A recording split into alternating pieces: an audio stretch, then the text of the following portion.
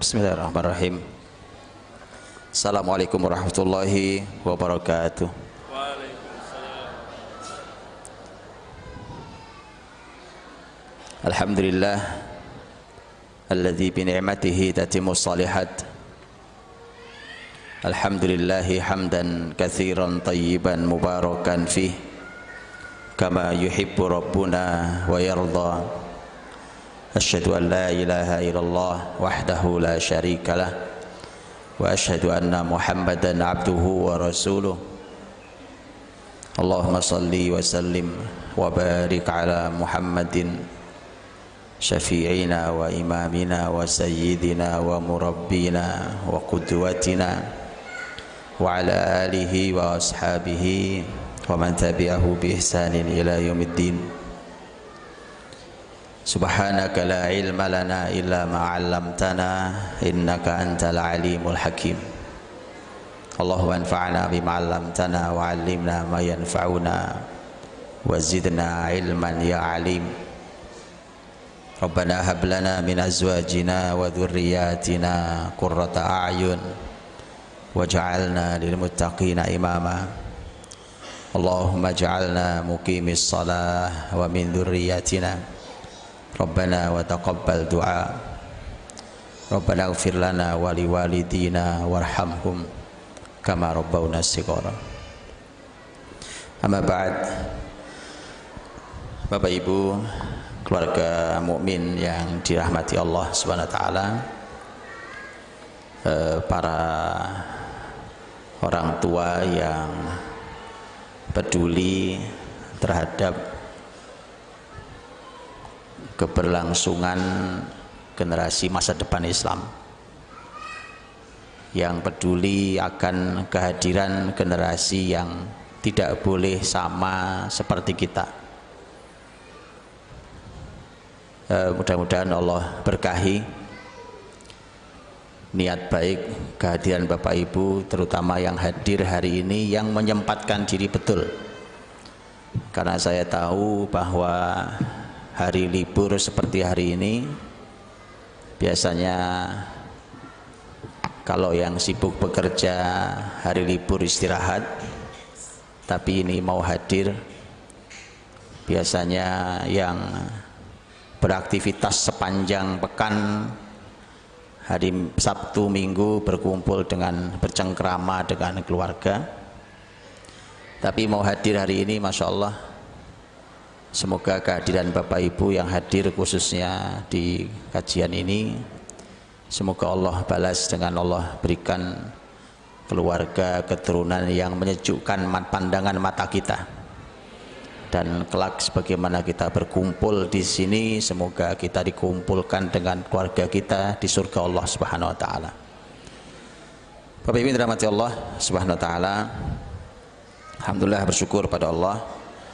Saya selalu bersyukur ketika bertemu dengan Bapak Ibu, suami istri yang bisa sejalan sinergi bersama. Cuma mata saya pagi ini menangkap kejanggalan, Ustadz. Ini ada kejanggalan saya lihat. Saya ini kalau ngisi mesti saya ngelihat, sehingga saya lihat saya sedang duduk di majelis siapa. Ini kejanggalannya dari sisi jumlah kehadiran. Kenapa ketawa, Pak? Kenapa? Buat saya janggal sekali. Bukankah ini para orang tua murid? Orang tua murid, orang umum juga ada. Oh, ada. Oke. Tapi rata-rata orang tua murid? Ya? Rata-rata orang tua murid? Sepertinya. Atau sepertinya? Oke.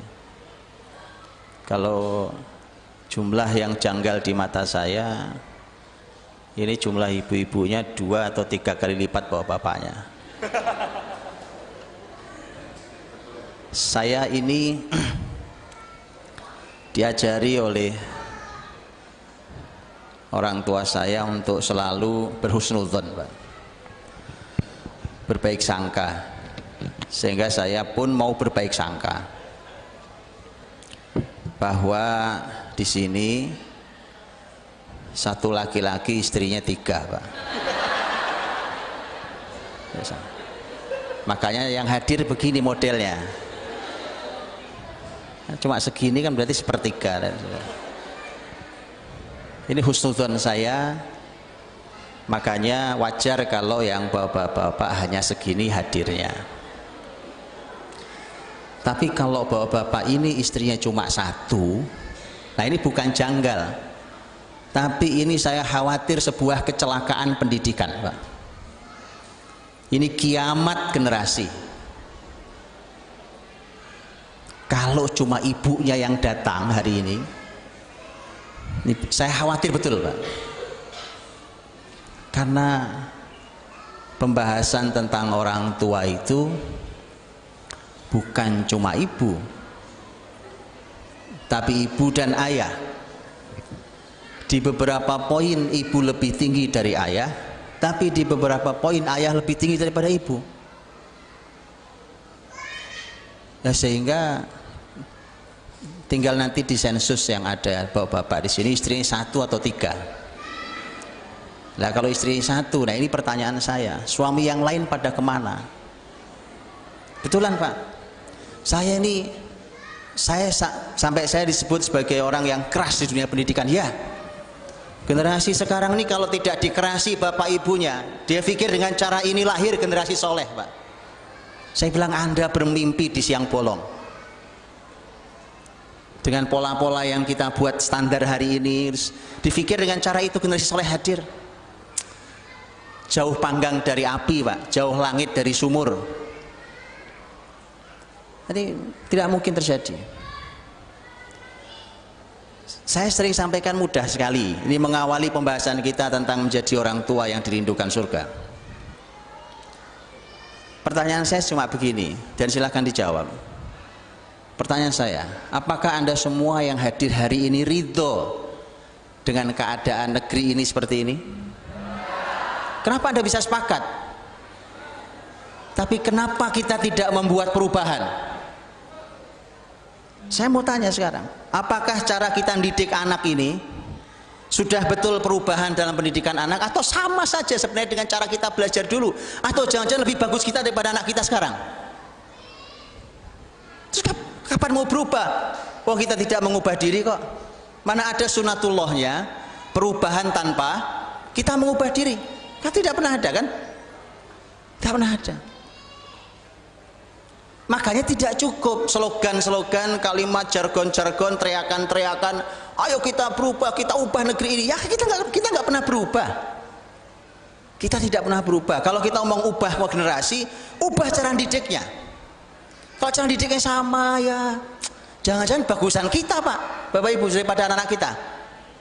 Lalu sekarang coba begini, zaman saya tidak ada handphone, nggak ada gadget, nggak ada yang menyibukkan saya. Tidak ada, Pak. Saya anak kampung, yang kampung saya dulu nggak ada listrik. Yang punya listrik anak Pak Lurah. Itu yang punya perusahaan listrik. Listriknya baru nyala jam 5 sore, jam 9 malam listrik mati karena kekuatan dieselnya sampai segitu aja. Sudah nggak ada apa-apa. TV ada cuma beberapa orang sekampung, ya kan? Padahal namanya menuntut ilmu. Para ahli ilmu selalu mengatakan salah satu syarat orang berhasil menuntut ilmu adalah penuntut ilmu itu harus dijauhkan dari asyawagil. Asyawagil itu sesuatu yang membuat dia sibuk. Saya mau nanya, apa ini tidak membuat sibuk, Pak? Sangat. Anda kasih nggak anak-anak Anda? Ada yang manggut, ada yang enggak. Saya nggak tahu banyakan yang manggut atau banyakan yang enggak. Terus kita bilang mau berhasil, terus kita bilang mau mengubah bangsa ini. Mimpi Anda di siang bolong. Beneran, Pak? Saya bisa. Berarti bagusan saya dulu sekolah, saya nggak sibuk dengan beginian. Kalau masalah ngaji, Pak, Masya Allah, namanya orang dulu, sekarang susah payah negara mengembalikannya. Beberapa pemerintah daerah membuat program habis maghrib sampai isya ngaji. Dulu anak dulu zaman saya sekolah nggak usah disuruh Pak. Asal udah asar lari ke masjid, ke musola, ke langgar lari Pak. Nggak belajar pada para ustadz, para kiai di masjid itu. Jadi jangan-jangan lebih baik kita hari ini nggak kenal pagi, siang, sore, malam, nggak maghrib, isya, subuh itu di depan TV-nya, di depan ini. Oke, jadi kalau mau mengubah bangsa ini ya berubahlah. Cara mendidiknya ya harus berubah. Kalau yang di depan ini yang kita harapkan Islam, cara didiknya cara Islam. Kecuali berharapnya yang lain. Kalau berharap yang hadir sekuler ya didiklah dengan cara sekuler. Ya kan? Tapi kan kita muslimin, kita mukminin, makanya harus mendidik dengan cara Islam. Baru lahir generasi Islam. Ya, jadi semua yang kita teriakkan, semangat kita yang kita kuatkan itu tinggal ditunggu buktinya Pak. Tinggal buktinya mana? Mari kita buktikan tentang perubahan itu. Dimulai dari mengubah cara belajarnya generasi ini, karena mereka nggak boleh sama kayak kita. Saya sering katakan itu, saya harus dengan sejujurnya gitu mengatakan bahwa anak-anak ini jangan lebih baik dari kita. Jangan lebih baik dari kita. Karena kalau cuma lebih baik dari kita, ya Allah Pak, kita ini cuma begini-begini aja, terus lebih baik satu level di atas, saya nggak ngapa-ngapain. Dengan keadaan hari ini dan keadaan kebangkitan Islam di kemudian hari, kemudian anak-anak kita cuma lebih baik sedikit dari kita, maka saya bilang sudahlah, biarkan mereka tumbuh tidak seperti kita. Saya sering sampaikan itu, tidak seperti kita. Makanya cara mengukurnya jangan pakai ukuran diri kita. Karena ada orang tua itu sudah nggak ngerti, soleh nggak terlalu, ilmu nggak banyak, gitu kan? Tapi dia mengukur pakai dirinya. Pak, itu apa nggak sulit ya Pak anak-anak? Pak, itu apa nggak berat ya Pak anak-anak Pak? Pak, ini aduh Pak, masa begini caranya Pak? Dulu saya, siapa Anda?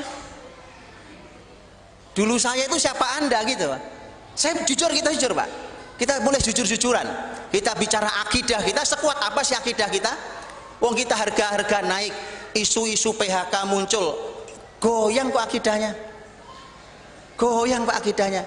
Ngelihat duit sedikit iman kuat, duitnya gedean banyak goyang imannya.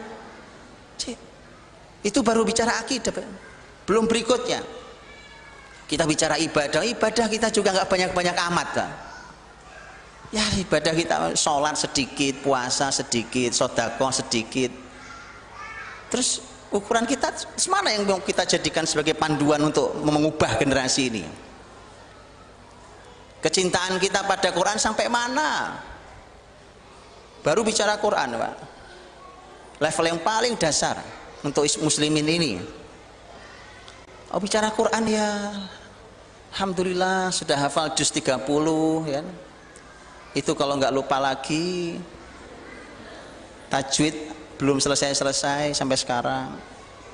Ngaji ningkat Pak, sampai hadis apa? Hadis arba'in lo nggak selesai-selesai. Saya cuma ingin yuk kita mulai dari mengoreksi diri Bapak Ibu.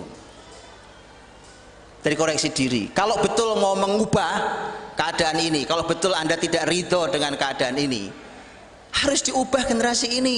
Cara belajar tidak boleh sama dengan cara kita. Kalau memang alurnya harus diubah, ubah alurnya. Kalau memang caranya diubah, ubah caranya. Kalau urutannya harus diubah, ubah urutannya. Kalau mata pelajarannya harus diubah, ubah mata pelajarannya. Biasa saja. Biasa saja. Karena kita menginginkan perubahan kan. Itu maksud saya. Kita mulai yuk dari situ. Nah pas hari ini pembahasan kita memang kita membahas tentang orang tua. Kita nggak membahas anak hari ini Pak. Karena judul yang dikasih ke saya adalah orang tua yang dirindukan surga. Kita bicara orang tua hari ini. Kita bicara orang tua. Dan ini tepat. Judul ini tepat karena bicara pendidikan itu jangan mulai dari anak Pak.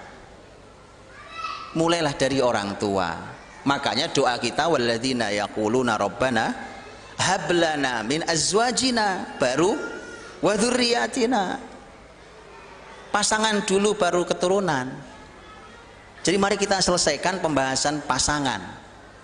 suami istri laki perempuan, orang tua, baru bicara dzurriyyatina, baru bicara tentang keturunan. Kita ubah, Pak. Kalau orang tuanya nggak mau berubah tapi pengen anaknya berubah, enak juga hidup begitu caranya, Ustaz. Titipin aja ke beliau, titipin ke sekolah, Ustaz nitip anak, ya kan, sebulan saya siap bayar sekian, tapi pulang harus soleh, Ustaz ya.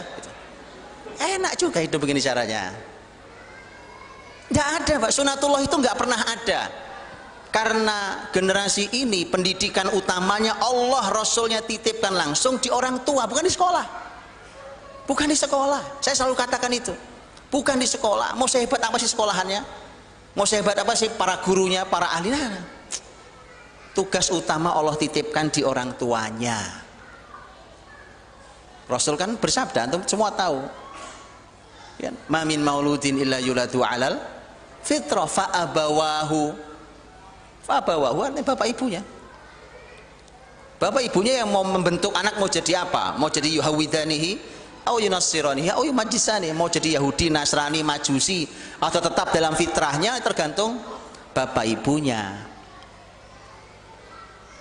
Bapak ibunya, Pak. Jadi ini makanya mari kita mulai, kalau betul kita mau mengubah sekeliling kita, maka ubahlah diri kita.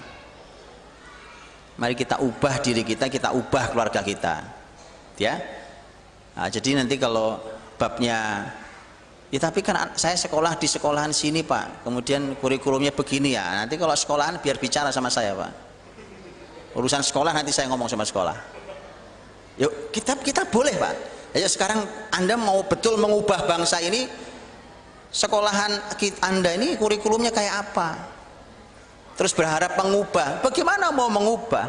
Anda mau menyongkel sebuah keburukan, Pak. Nggak bisa. Anda lihat bagaimana akar pohon yang sudah mati, Pak. Akar pohon mati. Tapi akar pohon itu udah kuat sekali, harus dibuang, dihilangkan. Anda berniat udah dihilangkan lah, ini sudah mati. Akar pohonnya besar sekali. Ada mau congkel, nyongkelnya pakai apa? Nggak akan bisa terbongkar itu. Nyongkel yang sudah berakar berurat, kerusakan ini, Pak. Yang sudah berakar berurat itu kalau Anda mau congkel gitu, kalau nyongkelnya cuma pakai apa itu, pisau kecil, ya tidak bisa. Tidak bisa. Anda harus mencongkelnya dengan sesuatu yang jauh lebih kuat. Itu maksudnya. Maka ketika Allah berfirman, enak mana ini sama ini? Enak yang ini? Oh, enak yang ini, Ustaz. Oh, luar. Dua-duanya susah, Ustaz. Itu bisa nggak? Yang di luar. Oke, ini ya. Oke, ini cek. Baik. Sampai mana tadi saya? Iya, Pak. Makanya Allah berfirman, wa qul ja'al haqqu wa zahaqal batil innal batila kana zahuqa. Batil itu akan hancur, Pak. Syaratnya satu, datangkan dulu yang hak. Tapi al-haqnya datang itu bukan cuma datang sementing ada, bukan. Dia memang menjadi sebuah al-haq yang utuh, yang sangat tertata rapi. Baru yang batil hilang. Lah kalau kita sekedarnya, sekenanya, ya al-batil tidak akan pernah pergi. Yang rusak itu tidak akan pernah bisa kita congkel karena alat congkel kita nggak cukup. Gitu ya? Baik. Bapak Ibu dirahmati Allah, saya belum mulai ngajinya. Ini bukan prolog ini, Ustaz. Ini tumpahan jiwa namanya. Sudah 20 menit, 15 menit. Saya ingin memulai, Bapak Ibu, dari firman Allah Subhanahu wa taala yang memberikan sentuhan sangat dalam buat kita tentang orang tua. Ayatnya kita semua hafal. Dalam surat Al-Balad Allah Subhanahu wa taala berfirman, wa walidi wa ma walad. Wa walidi wa ma walad. Ini Masya Allah Pak, ini sesingkat itu tapi dalam sekali maknanya. Wa walidin artinya demi walid. Allah bersumpah demi walid. Walid kalau wanya panjang, walid itu artinya berarti bapak. Demi bapak, demi ayah. Tuh para ayah kalau pengen tahu, Allah bersumpah demi Anda. Betapa luar biasanya ayah itu. Wa walid wa ma walad, dan apa yang dilahirkannya. Tapi menurut sebagian ahli tafsir artinya bukan dan apa yang dilahirkan, dan yang tidak dilahirkannya. Ini nanti ada, kalau tafsirnya ada sekian banyak pendapat, tapi saya ingin berikan sentuhan tentang poin kita. Wa walid, Allah Subhanahu wa ta'ala, hanya Allah yang boleh bersumpah dengan makhluknya, dan Allah tidak bersumpah dengan makhluknya kecuali makhluk itu yang disebut Allah itu pasti sesuatu yang layak mendapatkan perhatian besar. Maka kalau di Quran kita jumpai Allah bersumpah demi apa saja, wal asri, demi waktu, jangan pernah meremehkan waktu. Wattini, demi tin, wazzaitun, waturi sinin. Ini tiga hal yang luar biasa. Tin, zaitun, tursina. Wasyams, demi matahari. Wal qamar, demi rembulan. Wal lail, wan nahar, demi malam, demi siang. Kali ini Allah bersumpah wa walid, dan wa walid, demi ayah. Jadi tema ayah itu Pak, itu tema besar, sampai Allah dari sekian banyak makhluknya Allah pilih ayah. Saking besarnya tema ayah dalam Islam. Ya.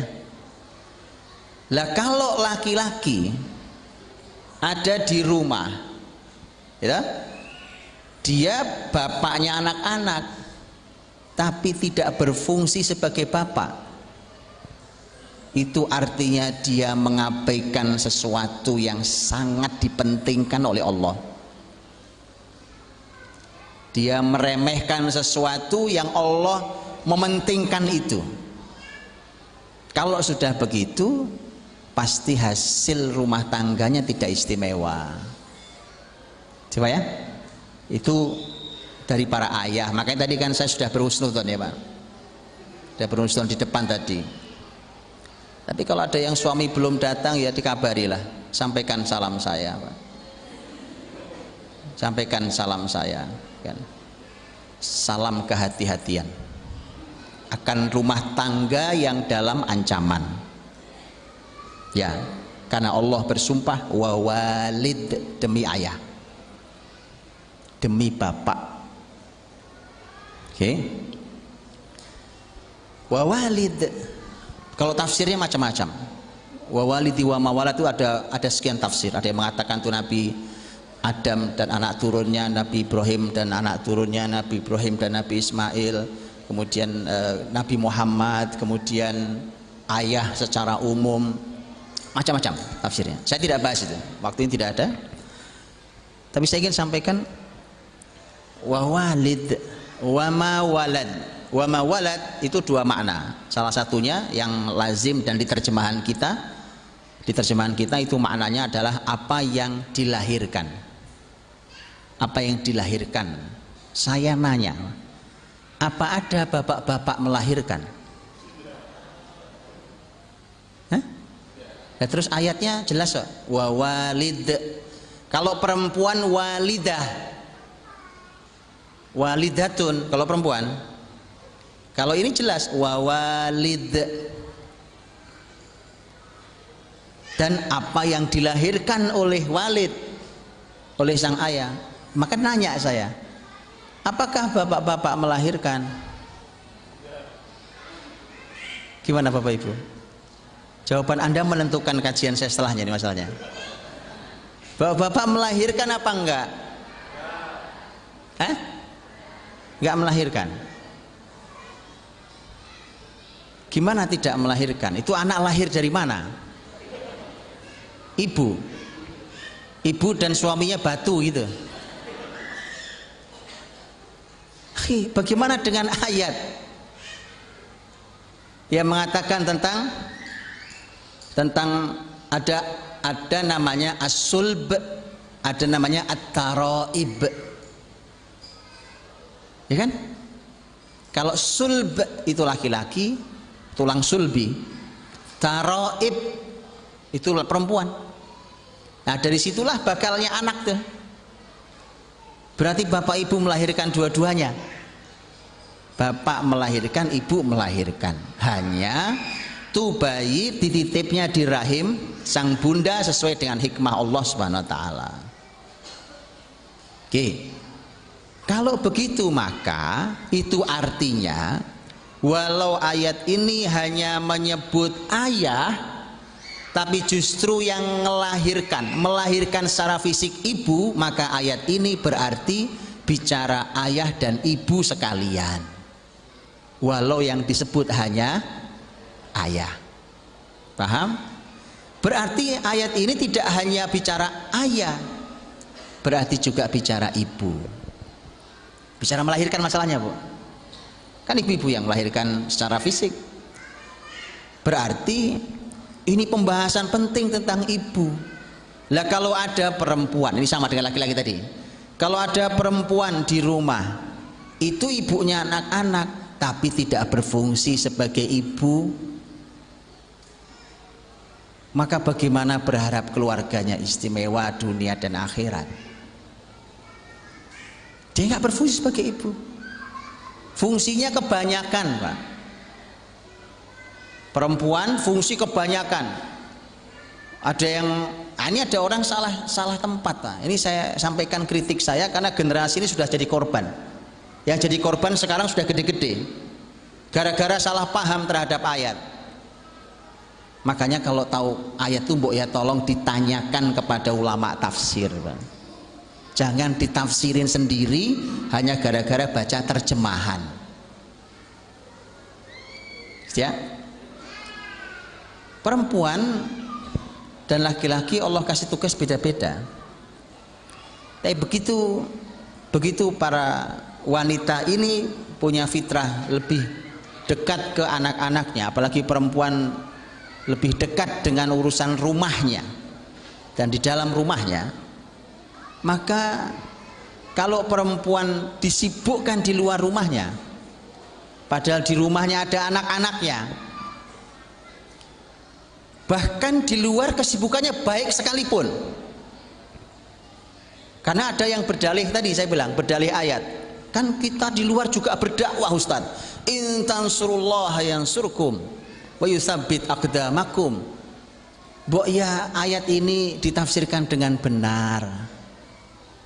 Kalau kalian tolong agama Allah, Allah tolong kalian. Tuh kan, ibu-ibu sibuk dakwah di luar, nanti anak-anak Allah yang nolong. Anda boleh cek di lapangan, ibu-ibunya sibuk dakwah di luar, anak-anak di rumah berantakan. Anda boleh cek di lapangan, Pak. Kenapa? Bukan salah ayat, Anda salah paham terhadap ayat.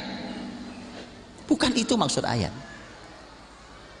Apalagi kalau di luarnya bukan untuk urusan semulia itu.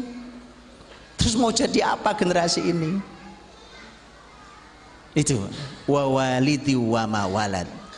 Ayolah, makanya saya waktu membuat video, Pak, singkat di YouTube juga ada. Wah, itu ada orang tersinggung, ibu-ibu tersinggung berat ya.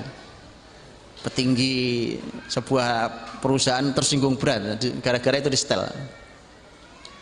Ya, saya cuma bikin video sederhana sebenarnya, judulnya Ibu Pulanglah gitu.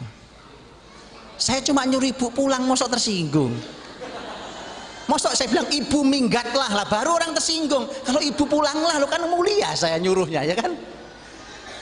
Nah, kalau ibu pulanglah itu berarti kan luar biasa. Saya baik hati berarti lo, saya dimarahi orang. Ya. Saya cuma nyuruh ibu pulang supaya inilah Anda harus tahu di mana tempat mulianya wanita. Ya, jadi mohon perhatikan betul. Wa walidi wa ma walad. Oke, satu lagi saya di ayat ini, karena pembahasan ayat ini sebenarnya banyak. Satu lagi saya ingin sampaikan. Wa walidi wa ma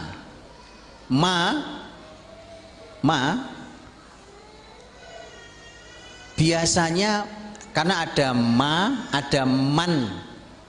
Kalau orang belajar bahasa Arab dia akan tahu kalau ma itu sesuatu, biasanya bukan benda hidup. Kalau man, nah itu biasanya makhluk hidup, gitu ya. Yang bapak ibu lahirkan benda mati atau benda hidup?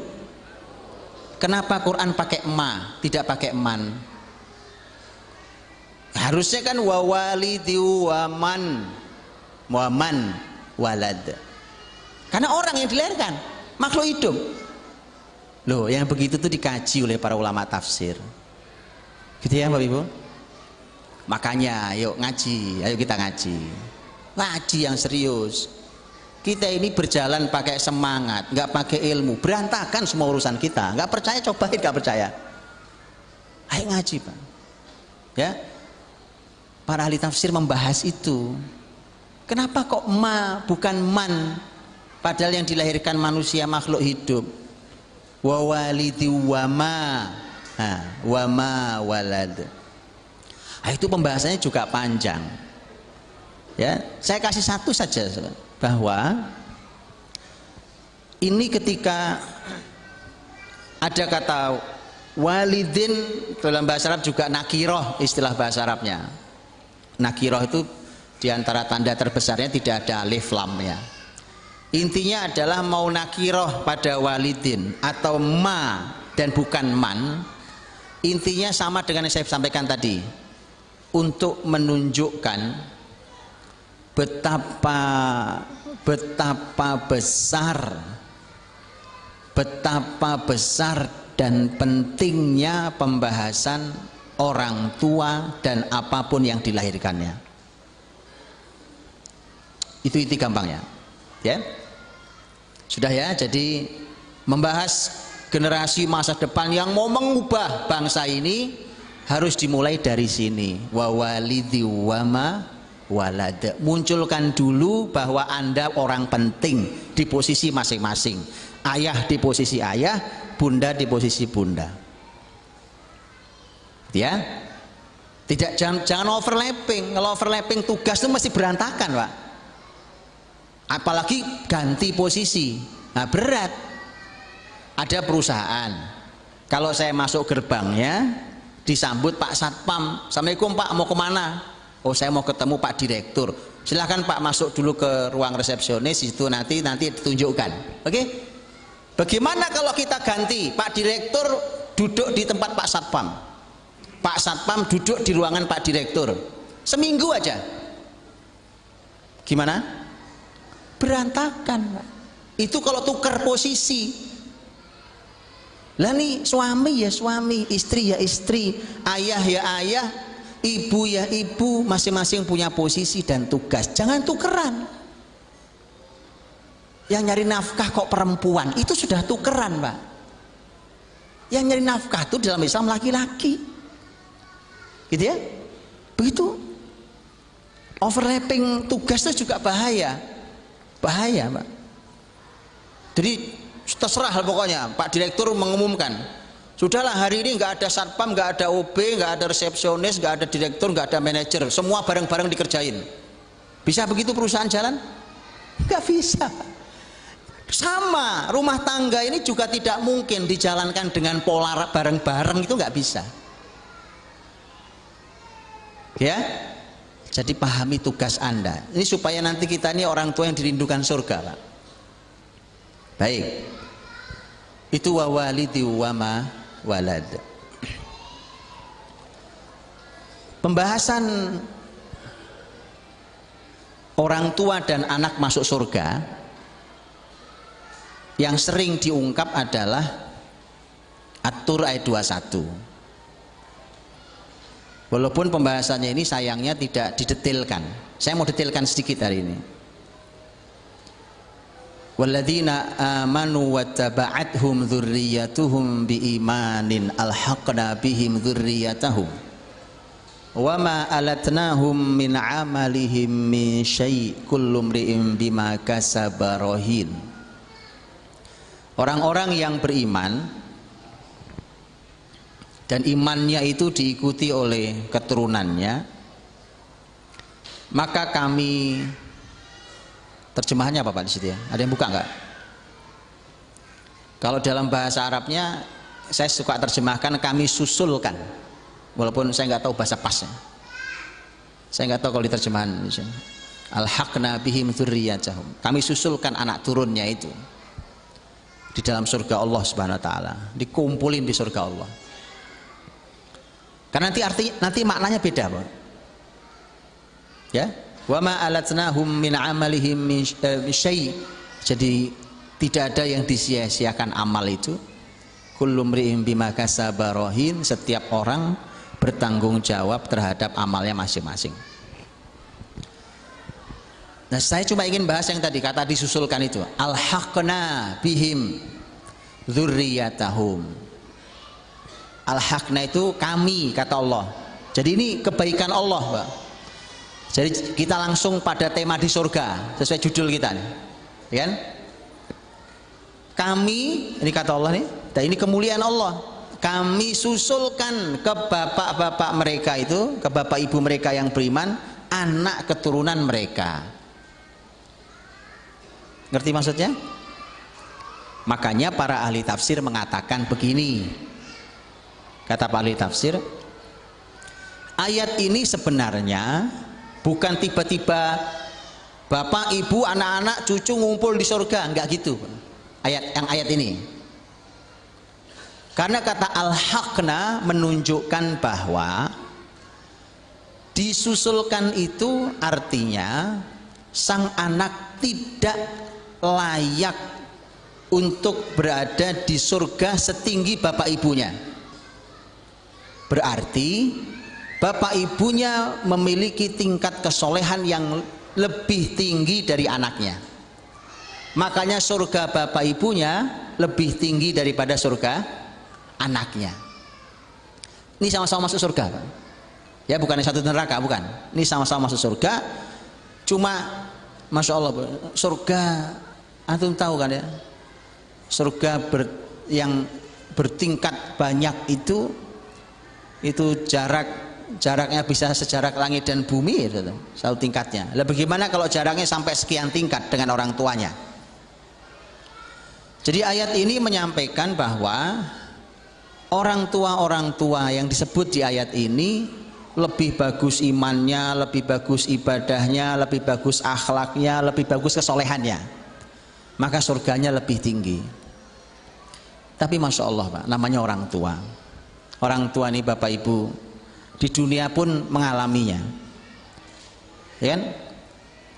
Kalau urusan makanan, urusan ibu-ibu itu sudah fitrahnya, Bu. Itu membahas makanan dan fitrah perempuan itu ada bahasan sendiri. Cuma singkat kata begitu. Makanya kalau ibu-ibu makan makanan yang enak, anaknya tidak sedang bersamanya, apa yang ada di benak ibu-ibu?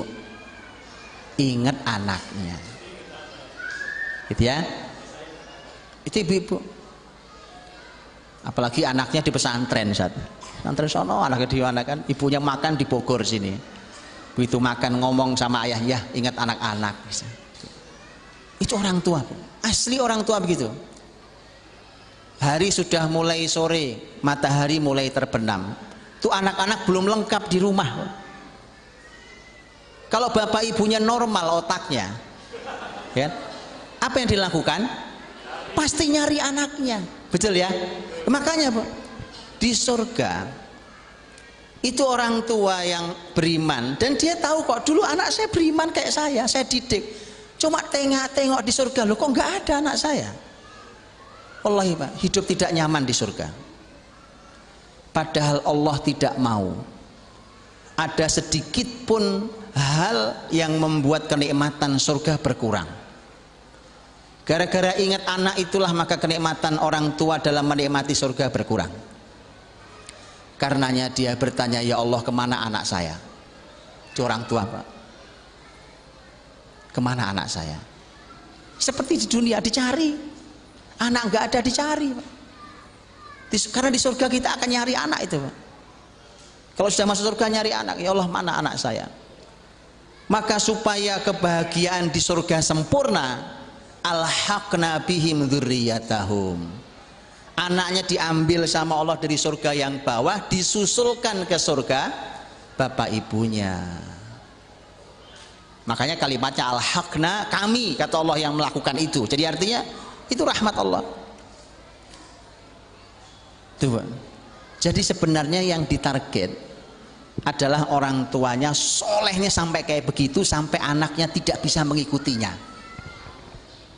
Jangan bilang begini dulu, ya nggak apa-apa Pak, saya nggak soleh-soleh amat. Ya itu mah bukan tuntutan ayat Pak. Tuntutan ayat nggak begitu. Baca ulang At-Tur 21 itu, tolong baca jangan terjemahan, baca tafsirnya. Anda akan tahu ternyata At-Tur 21 Allah ingin menyampaikan bapak ibunya soleh luar biasa, sampai itu anak nggak bisa menyaingi kesolehan bapak ibunya. Itu maunya Allah dulu. Ya, bukan kalimat tadi ya saya nggak soleh-soleh amat, yang penting anak saya soleh. Ya, oke, naikkan versinya. Tapi kan saya lomba sama anak-anak kalah Pak. Ya memang begitu, cuma jangan berhenti. Anak-anak di SD-nya disuruh ngafal Quran, bapak ibunya masa nggak ngafal? Gitu loh Pak. Ya kan, anak-anak ngafal Quran kan? Ngafal Quran. Anak-anak suruh ngafal Quran, 1 ayat, 2 ayat, 1 surat, 2 surat. Bapak ibunya mana? Nggak pernah ngafal Quran. Nah, terus gimana ceritanya? Ya, ini yang pertama. Jadi Allah maunya seperti itu, sehingga suatu hari kita yang nyari anak-anak kita Bapak Ibu di surga nanti. Ya Allah mana anak saya? Oh anakmu di bawah sana. Ya Allah ini rindu anak-anak gitu ya, dinaikkan oleh Allah Subhanahu wa taala. Itu anak-anak dan orang tuanya. Jadi Allah maunya orang tua setinggi itu. Kemudian nanti ada sebaliknya. Nah, kita tuh mainnya cuma yang di sebaliknya ini loh Pak sayangnya. Anak-anak yang menolong orang tuanya. Nah, itu yang kita pengen. Wah, itu aja saya Pak gampang itu ya kan. Jangan begitu. Kita berlomba dengan anak kita dalam masalah al-khairat, dalam masalah kebaikan-kebaikan. Ayo kita berlomba dengan anak kita, sehingga nanti siapapun terserah Allah yang akan menilai siapa yang akan menolong siapa. Ya, baik. Itu At-Tur 21. Mari kita buka dalam surat Al-Kahfi 82. Kisah perjalanan ilmunya Nabiullah Musa dengan anak muda yang bersamanya, yaitu Nabi Yusha bin Nun, yang berguru kepada Nabiullah Khidir alaihimussalam. Kisah panjang berakhir di ayat ini, di mana Nabiullah Khidir harus menjelaskan satu-satu. Sebagian Bapak Ibu yang sudah tahu kisahnya, sampailah kita pada ayat wa ammal jidaru fakana li ghulamaini yatimaini fil madinah wa kana tahtahu kanzul lahuma wa kana abuhuma sholiha fa arada rabbuka ayyablugha ashuddahuma wa yastakhrija kanzahuma rahmatan mir rabbik. Adapun dinding rumah ini, kata Khidir, yang saya bangun sampai berdiri bagus, rumah yang sudah mau roboh ini miliknya 2 anak yatim di kota ini. Nggak ada yang bantu anak yatim itu, rumahnya sampai mau roboh.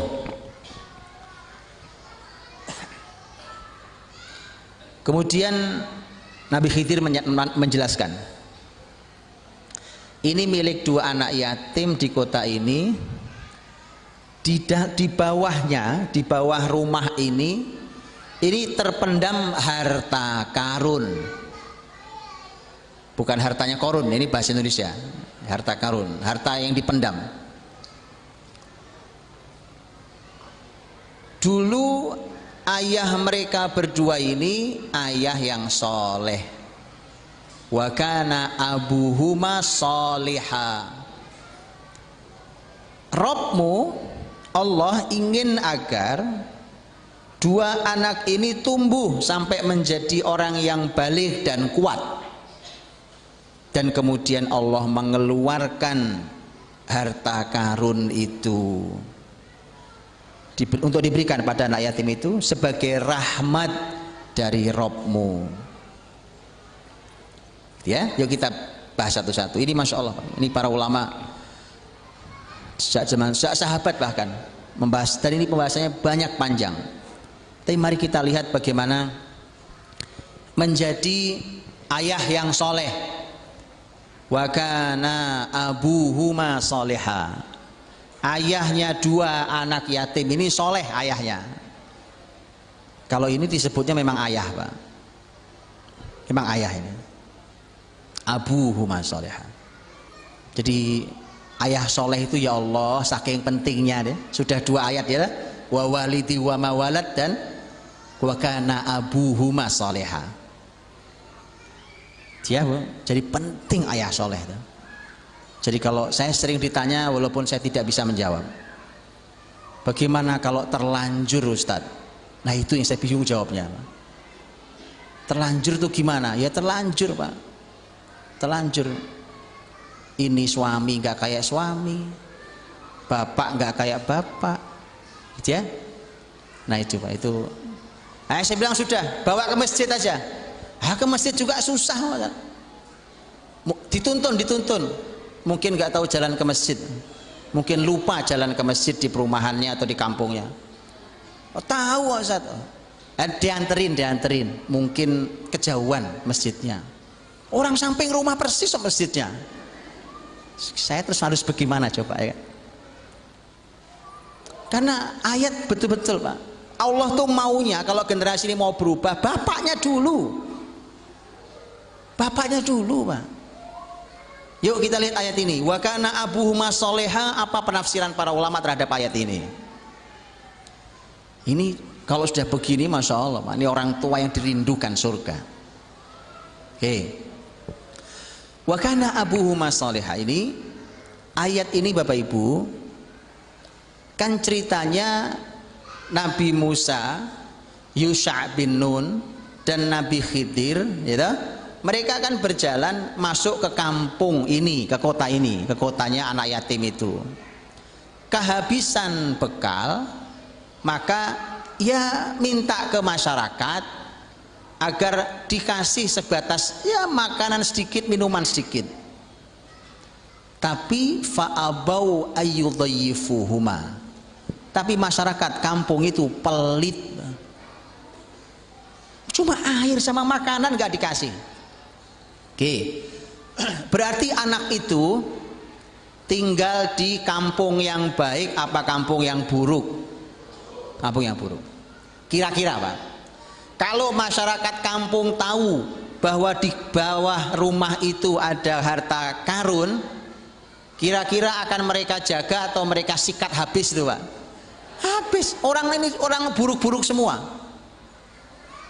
Lihat, artinya penjagaan Allah terhadap 2 anak yatim itu. Yatim nggak ada yang ngurus Pak. Penjagaan Allah sampai pada tingkat yang paling maksimal. Gini, kalau dua anak yatim itu tinggal di lingkungan yang sangat baik, soleh dan peduli, ya nggak aneh, ya kan? Anak itu dijagain oleh masyarakatnya, diberi makan, diasuh, dididik, nggak aneh, masyarakatnya baik. Lah ini masyarakatnya memang jahat, jahat masyarakatnya. Lihat bagaimana Allah ingin menunjukkan penjagaan yang sangat maksimal untuk dua anak yatim ini. Rumah yang mau roboh dibangun. Hebatnya anak yatim itu dibandingkan kita. Kita punya rumah, anak yatim yang dikisahkan itu juga punya rumah. Bedanya, rumahnya anak yatim itu yang bangun para nabi. Yang dirikan tembok loh para nabi. Nabi Musa, Nabi Khidir, Yusha bin Nun juga calon nabi. Coba itu, Pak. Jadi Masya Allah hadirin, ya kan? Tukangnya nabi, apa enggak barokah tuh rumahnya? Lah tukang kita itu kadang sholat aja masalah, betul dah? Itu loh. Jadi memang beda kualitas rumah, ya, beda kualitas rumah. Sentuhannya beda kan hasilnya beda, Pak. Ya beda lah. Wong ini minuman nih, Pak. Ini beda tangan rasanya beda loh. Coba bikin sama disuruh coba itu sekian kok lain ya rasanya. Nah, beda tangan, beda tangan. Itu sama-sama ngerti bikin minuman. Lah gimana kalau yang satu nggak ngerti sama sekali terus maksain bikin minuman? Gak jadi. Nah itu betapa berkahnya rumah anak yatim itu. Yang membangun tukangnya adalah para nabi. Oke. Rumah berdiri itu para nabi tidak minta upah sama sekali. Kalau tukang kita minta upah, ya, sini sudah nabi mulia barokah tidak minta upah. Sudah begitu ternyata itu untuk mengeluarkan harta karun yang tersimpan sudah lama. Ini ada banyak tafsir juga harta karunnya apa. Ada yang mengatakan harta karunnya itu memang harta melimpah, Pak. Emas segala macam. Ada yang mengatakan harta karunnya ilmu. Tapi mau emas mau ilmu dua-duanya harta karun, betul? Ya. Gitu, Pak. Itu yang harus ditinggalkan oleh bapak soleh itu kayak gitu ya. Jangan cuma meninggalin bapakmu mati nak nih, sebentar lagi bapakmu mati nih, tapi perusahaan ada 30 tuh. Ya itu tidak membanggakan. Kalau Anda tidak meninggalkan ilmu buat anak-anak, seperti tafsir Kanz dalam ayat ini. Jadi tinggalkan harta, tinggalkan ilmu, tinggalkan kesolehan untuk mereka. Maka kemudian harta nanti bisa dikeluarkan, anak ini tumbuh menjadi balik dan dewasa, menjadi kuat, maka kemudian mereka punya harta melimpah. Ini Bapak Ibu dirahmati Allah, ternyata semua keistimewaan buat anak yatim ini kata kuncinya cuma satu. Kenapa anak yatim itu punya keistimewaan sehebat itu? Karena wakana abuhuma soleha, bapaknya soleh, itu tok. Makanya kan saya sudah lama nulis tulisan ringkas tentang singkat tentang asuransi terbaik kan. Ini asuransi terbaik. Antum nggak perlu asuransi, ini asuransi terbaik. Untuk anak turun lebih ini asuransi terbaik. Asuransi terbaik adalah kesolehanmu wahai ayah bunda dan kesolehan anak-anakmu. Itu asuransi terbaik. Sehingga anak-anak ini Allah yang jaga karena bapaknya soleh. Kalau bapak ibu lihat dalam tafsir lebih heran lagi, Pak. Karena ternyata disebutkan bahwa bapak ini ternyata yang disebut-sebut soleh ini bukan bapak langsungnya yang dimaksud, tapi bapak 7 turunan ke atas. Jadi dalil 7 turunan itu ayatnya ini, Pak. Tapi sayangnya bercandaan kita cuma masalah uang, Pak. Wah ini orang kaya luar biasa, nggak habis 7 turunan. Cuma saya turunan yang ke-8. Cuma bercandaan uang. Padahal yang dimaksud ayat ini bukan hanya uang tapi kesolehan. Ya. Makanya Abdullah bin Abbas, sahabat mulia, ahli tafsir, beliau mengatakan, Allah menjaga dua anak yatim ini karena kesolehan ayah mereka. Allah menyebut kesolehan ayah mereka dan Allah tidak menyebut kesolehan anak itu. Ngerti maksudnya? Bapak Ibu silahkan baca, di ayat itu tidak ada Allah menyebut bahwa anak itu anak soleh. Abdullah bin Abbas sampai segitunya menyampaikan, coba lihat, itu bapaknya saja soleh sudah cukup, walau tidak disebutkan kesolehan anaknya, walaupun juga tidak disebutkan bahwa ini anak nakal, tapi nggak dipuji-puji Allah kesolehan anak ini. Tapi dengan kesolehan bapak yang cukup untuk mengawal anak-anaknya, bahkan kalau menurut tafsir, sebagian tafsir, bahwa dia adalah kakeknya yang ketujuh, berarti lebih jauh lagi. Itu menandakan bahwa kesolehan itu Masya Allah Pak, kenangannya panjang, dampak positifnya panjang kesolehan itu. Anda soleh sekarang, itu bukan cuma manfaat buat anak-anak, bahkan sampai turun, anak turun kita seterusnya. Nabi Ibrahim contohnya, ya, Nabi Ibrahim contohnya yang paling nyata. Wa idzi btala Ibrahim rabbuhu bikalimatin fa atammahunna qala inni ja'iluka lin-nasi imama. Ini kan Ibrahim yang luar biasa soleh, lulus dari ujian Allah, kemudian diberi penghargaan oleh Allah bahwa dia dijadikan pemimpin untuk seluruh manusia. Maka jawaban Ibrahim, qala wa min dzurriyyati, ya Allah anak turunku juga. Jadi yang pemimpin jangan hanya saya, tetapi juga anak turun saya. Coba lihat kan, jarak dari Nabi Ibrahim sampai ke Nabi Muhammad loh Pak. Nabi Muhammad juga anak turun Nabi Ibrahim. Bahkan pemimpinnya para pemimpin, pemimpinnya para nabi. Segitu panjang ya kesolehan itu segitu panjang manfaatnya. Oke ya, jadi yang soleh, bapak ibunya yang soleh ya, ini jadikan ini sebagai kalimat pengingat Pak. Kadang-kadang kita di rumah soleh tapi kalau sendirian digodain setan gitu ya.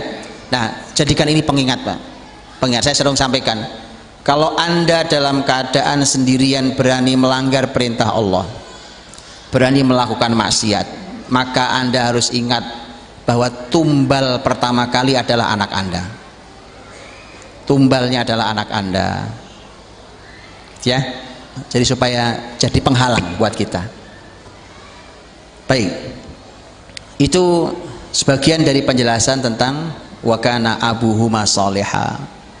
Jadi bapak soleh itu berpikirnya sampai segitunya Pak, segitu panjangnya, sampai dia punya simpanan buat anaknya. Ini buat anak saya, ini buat anak saya. Ini karena ini cukup bahaya Bapak Ibu. Begini, saya kemarin kedatangan tamu seorang ustadz. Beliau datang dengan istrinya. Beliau bercerita ke saya bahwa kakek atau buyutnya itu dulu seorang ahli ilmu agama, seorang santri. Jadi kisaran tahun 1920 gitu ya, masa itu. Karena ahli ilmu itu nulis kitab-kitab dalam bahasa Arab. Ya. Begitu ditulis itu diturunkan kan ke anaknya. Nah, ini karena ini mereka ini berdua adalah santri, suami istri yang sekarang ini, maka dilacak itu kitab. Yang sedih adalah jawaban orang tua mereka. Sudah dibakar nak. Lu kok dibakar, ilmu dibakar, habis nggak ada yang bisa baca. Apa tidak sedih itu Pak? Nah ini poin kita yang sekarang, bahwa kalau bapak ibunya sudah soleh, nah sekarang tugasnya membuat anak jadi soleh. Ini nanti jadi orang tua yang dirindukan surga nih Pak. Kita mulai dari yang paling penting, hadis Nabi yang bapak ibu sekarang, hadis ini menjadi sangat terkenal. Hadis ini diriwayatkan oleh Imam Al-Hakim dan yang lainnya, tentang masalah keutamaan para penghafal Quran dan siapapun yang mengamalkan Quran, penghafal dan mengamalkannya. di mana Rasul Shallallahu Alaihi Wasallam menyampaikan tentang mereka yang menghafal Quran. Ini teksnya macam-macam, saya ringkaskan karena beberapa riwayat teksnya lain-lain. Ada teks bi akhdhihimul Quran, ada teks bi ta'limihimul Quran, ada teks man ta'allamal Quran wa amila bih. Oke, saya gabung semuanya karena ini beberapa riwayat tapi isinya sama. Isinya begini, nanti kita jelaskan. Isinya begini: siapa yang belajar Quran, menghafalnya, mengamalkannya, maka kelak ini orang-orang yang dimuliakan, dan orang tuanya orang tua yang dimuliakan. Di akhirat nanti maka orang tuanya akan diberikan mahkota yang terbuat dari cahaya dan akan diberi pakaian yang sangat indah, yang kalau dibanding dengan dunia dan seisinya maka nggak ada artinya dunia dan seisinya itu. Saking indahnya pakaian yang dikenakan oleh kedua orang tuanya, ya, sampai nanti orang tuanya heran nanya, nah ini Pak, kalau di akhirat tuh nggak ada yang tutup-tutupi, semua orang sadar diri. Ini orang tua juga sadar diri. Kalau sekarang aja kita merasa pede, ya kan, wah alhamdulillah Pak saya orang soleh, itu pede di dunia Pak. Kalau di akhirat orang sadar diri, makanya si orang tua nanya, ya Allah kok bisa saya dapat semua ini? Karena dia sadar dia tidak layak, gitu ya, sadar diri di akhirat.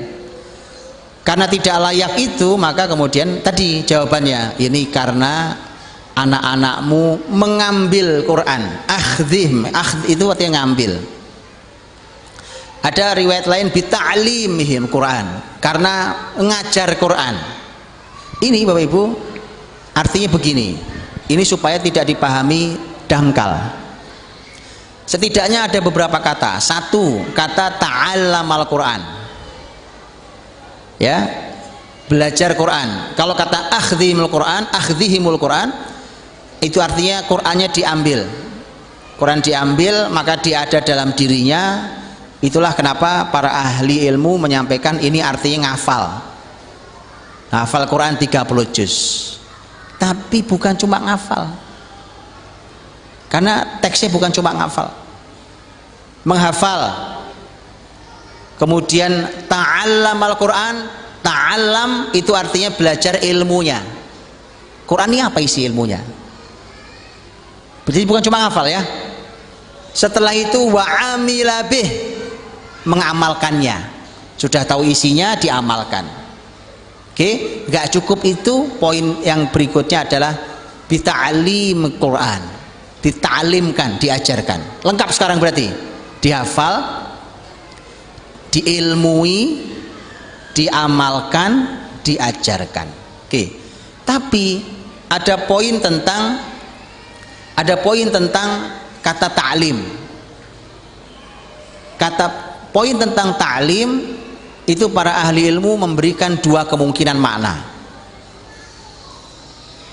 bahwa bita'limihimul Quran dikarenakan mereka mengajarkan Quran.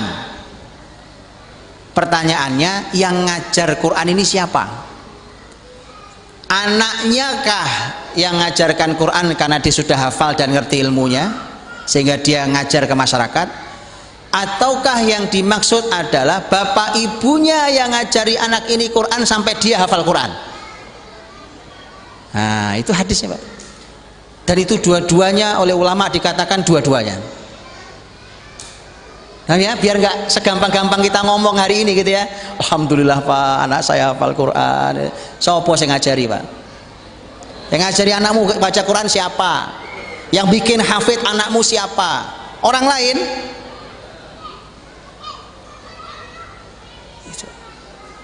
Supaya kita tahu bahwa di mana kita hari ini gitu ya.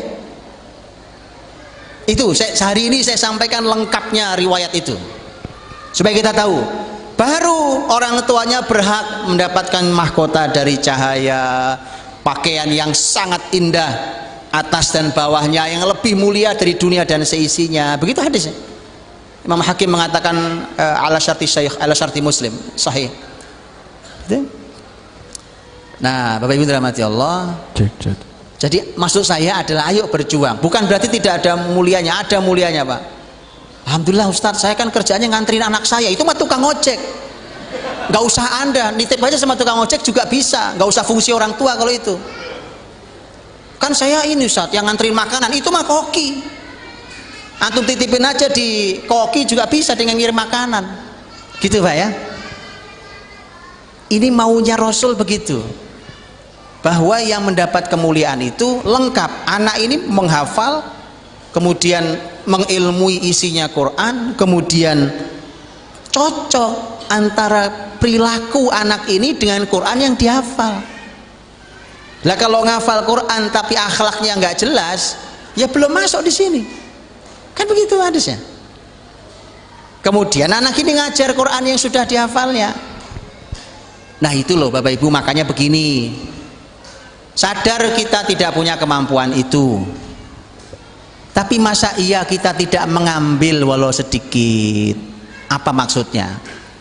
Umpamanya banyak, Pak, saya kan nggak hafal 30 juz, Pak. Gimana mau ngajari 30 juz anak-anak? Saya kan nggak ngerti tafsir, gimana saya mau menafsirkan Quran? Iya, tapi kan Anda bisa baca alif fathah a. Iya kan? Ba kasroh bi, abi. Kan Anda bisa ngajarin. Tilo abi, ya kan gitu. Wong ini baca hijaiyah juga diserahkan ke guru ngaji di TK, TPA. Terus Anda dapat apa? Itu maksud saya Pak Bu. Betulan saya tolong nih Pak. Kita kan pengen ngumpul di surga toh. Itu maksudnya. Kita mau mengubah bangsa ini menjadi lebih baik. Itu maksudnya. Masa itu juga tidak kita ajarkan? Oh kita bisa. Ya kan? Itu bisa Pak. Sebagaimana Bapak Ibu ngajar 1 tambah 1 2, ajari juga alif fathah a.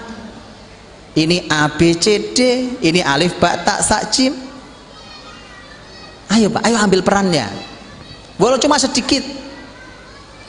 Karena kadang-kadang sekolah ngasih tugas, tolong murojaah sama orang tua, ya kan? Anaknya mengulang hafalan sama orang tua. Anaknya namanya sudah hafal, dia baca. Bapaknya ibunya buka itu. Begitu buka kan, sebentar nak, ini kamu baca yang sebelah mana? Ya itu ya. Oh berarti kecepetan bacamu, pelan-pelan bacanya kan. Jadi tolong ambil peran sekecil apapun, ambil peran. Bisanya nyimak walaupun terseret-seret, ayo lakukan gitu Pak. Bisanya ngajari abatasa, ajarkan abatasa. Bisanya cuma 6 menit sampai juz 30, temani sampai juz 30. Sisanya angkat bendera putih, Bapak Ibu nyerah nak. Iya, lanjutkan sendiri, Bapak Ibu nggak tahu jalannya. Itu fair. Makanya nanti saya sering bilang, makanya kalau sudah ketemu Idul Fitri, yang minta maaf jangan cuma anak ke bapak ibunya, tapi bapak ibunya minta maaf ke anak, sungkem ke anaknya. Mohon maaf ya nak, bapak ibumu cuma begini doang, nggak bisa ngajarin apa-apa, ilmu nggak cukup, nggak begitu. Jangan cuma anak suruh minta maaf terus, ya kan? Bapak ibunya juga banyak kesalahannya, malah kesalahannya lebih fatal. Anak tidak terbimbing dunia akhiratnya. Oke, waktu saya habis, terakhir Pak, terakhir. Ini yang sebaliknya, ini hiburan. Saya taruh di belakang supaya jadi hiburan buat kita. Karena saya tahu dari tadi tegang sekali, dan itu saya sengaja Pak. Supaya kita bangun, kita bangkit. Jangan cuma begini saja umat gak berubah. Mereka dididik kayak model kita, nggak jadi generasi ini, nggak ada perubahan zaman. Ya, yang terakhir ini hiburan buat kita. Tadi ada poin tentang pembahasan tentang birrul walidain. Hasil dari semampu kita didik anak jadi anak soleh, maka kemudian itu amal yang tidak putus buat kita. Idza mata ibnu Adam min qata'a amaluhu illa min salas. Kalau meninggal anak cucu Adam maka putus seluruh amalnya kecuali 3 hal. Sedekah jariyah, ilmun yuntafa'u bih, ilmu yang bermanfaat, dan waladun solihun yad'ulah. Syaratnya soleh Pak. Buat anak jadi soleh, sehingga kalau anak soleh Pak, dia bisa mendoakan orang tuanya. Yang manfaat dari anak soleh itu doanya itu. Kelak mereka yang mengangkat derajat kita. Nanti di hari akhir ada orang tua yang diangkat derajatnya oleh Allah Subhanahu wa taala. Kemudian orang tua itu bertanya pada Allah karena dia merasa tidak layak untuk mendapatkan semua ini. Maka dia bertanya, ya Allah, dari mana kebaikan ini? Kenapa diangkat derajatku? Maka Allah menjawab, waladuka astaghfaralak, anakmu yang memohonkan ampun untukmu. Jadi miliki anak yang soleh, Pak. Wallahi, Pak, semua yang dimiliki berupa kesuksesan duniawi anak-anak kita itu tidak ada maknanya untuk kita. Yang bermakna adalah doa mereka. Nanti saat kita dikubur tuh, yang manfaat adalah doa mereka. Itu yang mengangkat derajat kita. Sadar bahwa kita bukan orang yang layak mendapat kemuliaan itu, tapi peluang kita mendapatkan kemuliaan diangkat derajatnya oleh Allah SWT di hari akhir nanti itu karena anak-anak kita yang mendoakan dan memohonkan ampun untuk kita semua. Maka jadikan anak-anak kita soleh dan jadilah anak yang soleh buat orang tua kita. Semoga Allah rahmati, semoga Allah ampuni orang tua kita yang telah tiada, dan semoga generasi kita generasi yang soleh dan soleha. Karena dengan itu maka itu yang akan mengangkat derajat kita di sisi Allah Subhanahu wa taala. Wallahu taala bisawab. Kembalikan saya. Luar biasa pemaparan materi tausiah dari Ustadz Budi Ashari. Ini semakin menyadarkan kita. Jadi kita harus tetap semangat mendidik anak-anak kita menjadi anak yang soleh. Takbir. Nah, ini menginspirasi kita semua sampai-sampai Bapak dan Ibu fokus liatin. Sampai gini-gini, sekali gini.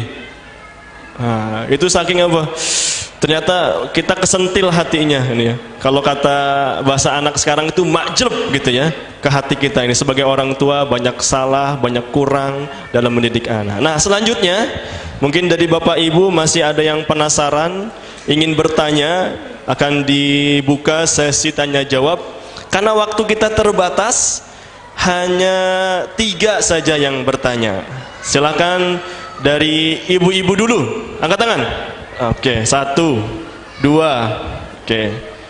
Oke, ibu-ibu 2 aja ya. Yang bapak-bapak 1 aja. Bapak-bapak ada 1. Oke, 1 cukup ya. Silakan dari yang ibu-ibu tadi, yang paling awal saya tunjuk, silakan ke depan. Pakai mic-nya. Oh ya, ibu-ibu ini.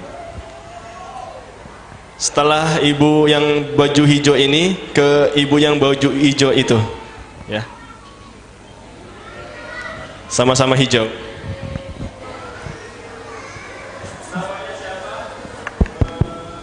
Assalamualaikum warahmatullahi wabarakatuh. Saya Ibu Lina, Ibu Lina, ibunda dari Fikri kelas 4D Insan Tama. Sedih sekali ya Ustadz mendengar paparan dari Ustadz gitu. Jadi ketika istilahnya kesolehan kita dulu yang cukup baru ke anak kita gitu. Tapi kalau yang saya alami gitu, saya tahu agama tuh justru karena, maksudnya mendalami agama justru karena memasukkan anak saya ke sekolah IT gitu ya, ke sekolah yang basicnya agama. Jadi terbukti banyak sekali ketinggalan yang istilahnya anak saya justru lebih duluan solih dibanding saya gitu. Justru saya mengikuti dia gitu kan. Jadi kalau misalnya boleh Ustadz beri tips singkat lah istilahnya untuk membayar harga yang sudah saya lakukan gitu kan. Apa tipsnya biar istilahnya saya tidak terlalu ketinggalan dan istilahnya bisa mengganti ketertinggalan tersebut. Karena notabene istilahnya jelas-jelas kalau saya tuh justru saya agamanya bertambah karena saya mengikuti anak saya sekolah di sekolah ya salah satunya Insan Tama. Iya, betul Pak. Ya. Assalamualaikum warahmatullahi wabarakatuh. Waalaikumsalam. Ditampung dulu Ustadz ya. Silakan ibu ini selanjutnya. Assalamualaikum warahmatullahi wabarakatuh. Saya mau bertanya, apa hukumnya bagi orang tua yang anaknya masih di bawah umur ya 5 tahun? Kebetulan teman saya anaknya 2 itu 5 tahun tuh udah pada dipondokin gitu ya, tapi di Jawa Timur. Terus saya kan bilang kalau anak masih 5 tahun kan masih pengasuhan orang tua gitu. Terus dia bilang saya nggak bisa ngajarin anak tahfidz Quran dan sebagainya, nggak bisa, jadi udah pondokin aja yang gampang gitu. Nah itu gimana tuh hukumnya Ustadz sebagai orang tua gitu? Oke, Itu ini aja. saking semangatnya lupa namanya siapa? Oh, Namanya siapa, Ibu? Namanya Ibu Eni. Ibu Eni, oke. Yuk, Assalamualaikum warahmatullahi wabarakatuh. Selanjutnya dari bapak-bapak, silakan. Terima kasih. Assalamualaikum warahmatullahi wabarakatuh. Waalaikumsalam warahmatullahi wabarakatuh. Nama saya Krisna. Saya salah seorang orang tua dari siswa di Insan Tama. Yang ingin saya tanyakan, Ustaz, salah satu yang kita siapkan sebagai orang tua yang yang ingin masuk surga begitu adalah menyiapkan pendidikan bagi anak-anaknya. Salah satu pendidikan itu adalah menyiapkan sakofah Islam gitu. Di samping ilmu-ilmu kehidupan. Nah, yang ingin saya tanyakan, sakofah Islam seperti apa yang layak kita siapkan untuk anak-anak kita? Karena saya melihat kondisi sekarang, kalau kita lihat generasi muda Islam, ya mereka menyebutnya kalangan intelektual muda, ormas tertentu lah, kalangan muda intelektual. Berarti kan mereka pintar gitu. Secara sakofah mereka tidak diragukan. Tetapi kok isi kepalanya aneh gitu. Ini kesalahannya di mana? Ya, sampai membandingkan Islam dengan outlet fast food gitu. Islam mau di Indonesiakan. Ini kan aneh isi otaknya gitu. Ini kan sakofahnya yang salah atau orang yang salah atau orang tuanya yang salah. Ini yang saya ingin saya tanyakan, Dad. Jadi sakofah Islam seperti apa yang harus kita pilih untuk anak-anak kita? Terima kasih. Ya, terima kasih. Warahmatullahi wabarakatuh. Baik, Ustaz, silakan dijawab. Ada 3 pertanyaan dari ibu-ibu 2 dan bapak-bapak 1. Silakan, Ustaz. Baik, bismillahirrahmanirrahim. Mengganti kesolehan yang tertukar, Pak.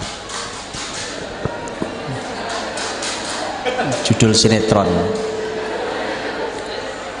ya kan? Coba bikin judulnya kesolehan yang tertukar. Harusnya yang soleh orang tuanya, bukan anaknya dulu. Tapi ini Mbak Papa lah ya, alhamdulillah. Ya, saya bilang alhamdulillah. Karena artinya kalau anak kita lebih baik dari kita, maka mudah-mudahan itu bagian dari keinginan kita yang berhasil, yaitu anak-anak yang lebih baik dari kita. Walaupun saya tidak ridho sekali lagi dengan kalimat itu. Tadi sudah saya bilang di depan ya, saya tidak ridho karena saya tahu siapa saya. Cuma segini doang, di tangan kita Islam nggak maju sama sekali, nggak maju sama sekali. Oke. Tapi bagaimana? Begini, saya berikan, kalau tips tadi saya berikan beberapa tips. Yang pertama adalah, namanya orang tua itu harus selalu ada sisi kebaikan yang mengagumkan, harus selalu ada, jangan kosong sama sekali, walau itu mungkin cuma 1-2 sisi dari wajah kita. Jadi jangan kosong sama sekali. Ilmu tidak membanggakan, Quran bagusan anak kita, akhlak malah anak kita sering negur kita gara-gara kita minum tangan kiri atau minum sambil berdiri. Keyakinan, ya mereka ngomong surga neraka, ngomong pahala, lah kita ngomongnya selembar rupiah. Jadi, tapi tetap harus ada ruang yang mana anak Anda kagum pada ruang kebaikan itu. Harus Anda temukan di diri Anda dan Anda besarkan. Anda besarkan itu karena Allah SWT. Gitu ya. Karena kalau orang tua ini tidak ada sama sekali yang bisa dibanggakan, saya cukup khawatir betulan, Bu. Karena anak-anak Anda tidak melihat Anda dan pasti akan mencari idola di luar Anda. Nah, idola di luar Anda itu saya khawatir ketemu setan. Di luar sana banyak setan masalahnya. Begitu keluar rumah ketemu setan dan itu yang dikagumi, bahaya. Itu maksudnya. Ya, satu itu harus selalu ada ruang yang baik, walau cuma sedikit, tapi itu yang mengagumkan di anak-anak kita. Anda temukan diri Anda. Nanti kalau sudah Anda temukan diri Anda nilai anak-anak, nilai dari pernyataan jujur anak-anak Anda. Betul nggak itu mengagumkan? Ternyata biasa aja. Ya, apakah itu mengagumkan atau hanya biasa saja, nanti Anda bisa nilai. Tanya aja, Bu. Kalau ditanya langsung biasanya anak-anak jawabnya nggak jujur, yang nanya ibunya. Apa yang kamu kagumi dari bunda? Apa ya, Bun? Tengok kanan, tengok kiri. Kalau ayah, ayah apa yang dikagumi itu? Kalau ada, saya selalu bilang, Pak, kalau anak ada jeda dalam menjawab, yakinlah Anda tidak ada yang mengagumkan. Karena kalau anak-anak banyak yang dikagumi dari Anda, dia bicara tidak nemu koma, Bu. Saking banyaknya dikagumi kebaikannya dari Anda. Tapi kalau tengok bingung apa kebaikannya itu. Nah, sekolah bisa membuat, Ustaz. Jadi gini, kerjasamalah yang baik dengan sekolahan. Kadang-kadang kalau dengan bapak ibunya mungkin anak-anak jawabnya nggak terlalu berani atau sungkan, kerjasamalah sama sekolahan. Di kelas anak-anak kasih pulpen sama kertas. Tuliskan apa yang paling membanggakan dari ayah kalian. Waktunya hanya 2 menit.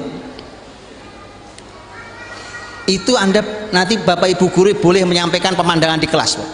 Karena saya pernah nyoba ini di anak-anak berbagai sekolah waktu itu, seingat saya, atau usia SD, SMP. Itu saya gantian, habis bapaknya udah, ibunya habis itu kertas yang berbeda. Itu nyata, Pak, banyak pulpen anak-anak yang nggak bergerak, diem. Kan nggak bisa nyontek, kalau dia mau nyontek gimana bapaknya sibuknya. Nyata, Pak, tidak bergerak pulpennya, betulan. Tapi ada anak yang luar biasa, mungkin bapak ibunya saya sampai minta kertas tambahan. Wallahi, ya, supaya kita tahu itu jujur banget. Habis itu serahkan ke orang tua, Ustaz. Serahkan ke orang tua. Ini loh Pak Anda di mata anak Anda. Karena kalau itu tidak, kan gini Bu, didik anak itu mudah sekali kalau Anda pegang 2 hal itu. 1 kebaikan, 2 kekaguman. Kebaikan artinya Anda bisa diteladani dan Anda pasti mengagumkan. Kalau sudah gitu, nyaris tidak ada masalah besar dalam mendidik anak. Gak ada kesulitan besar, insya Allah. Masalah di kita hari ini, kita nggak megang anak-anak kita karena dia kagumnya sama tokoh yang lain, bahkan kadang sama tokoh yang salah. Jadi salahnya, gitu ya. Sisakan ruang itu. Oke, kemudian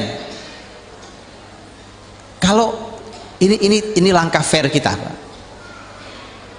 Karena anak-anak ini sekarang jadi guru kita, maka Anda harus memuliakan guru pada poin keguruan dia itu. Umpamanya kita belajar tentang hari ini bahwa kita diajari cara baca Quran yang benar, maka muliakan dia sebagai guru.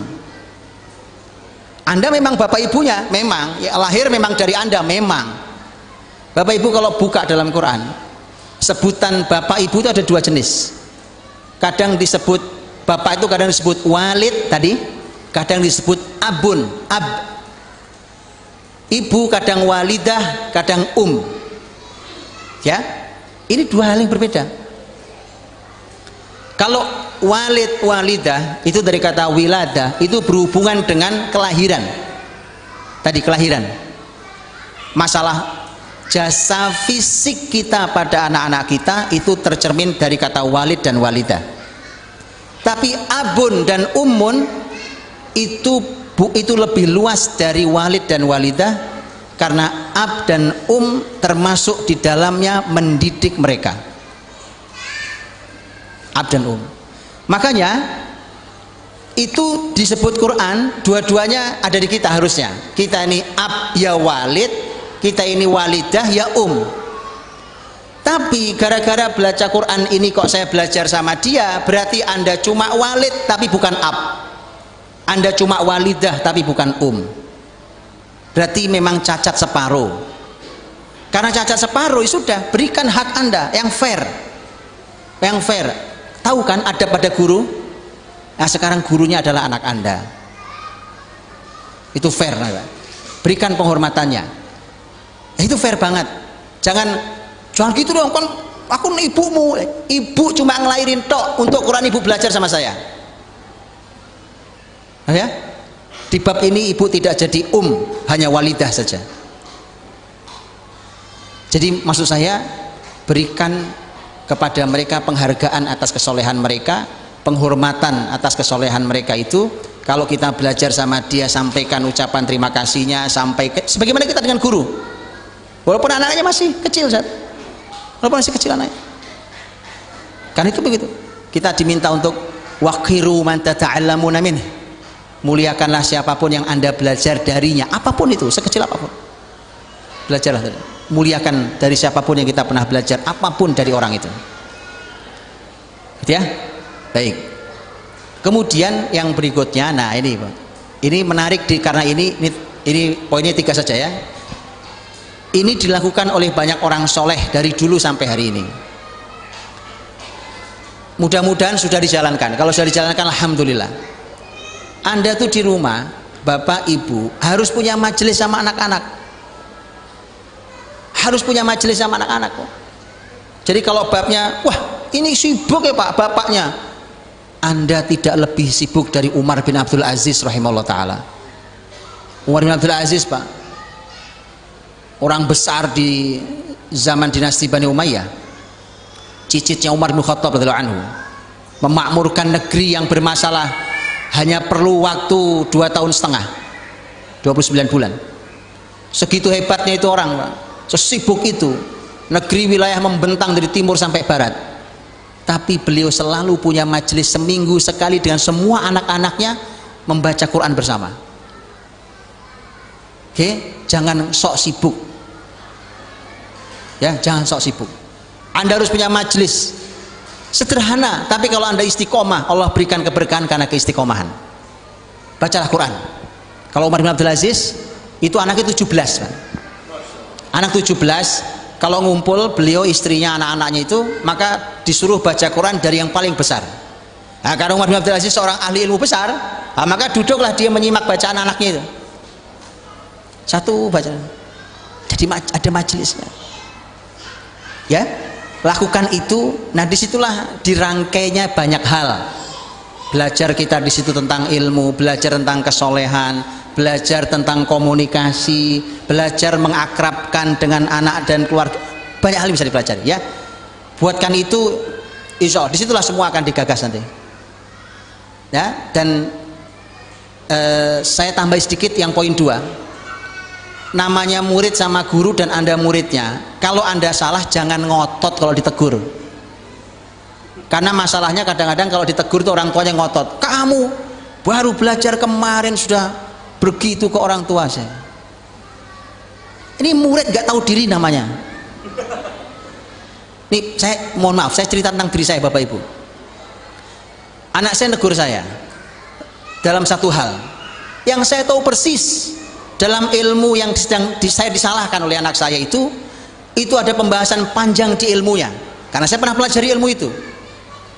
Cuma karena itulah yang diketahui anak saya, maka saya harus katakan terima kasih atas tegurannya nak, kau anak yang soleh gitu. Saya tidak sedang melanggar, tapi versi dia melanggar.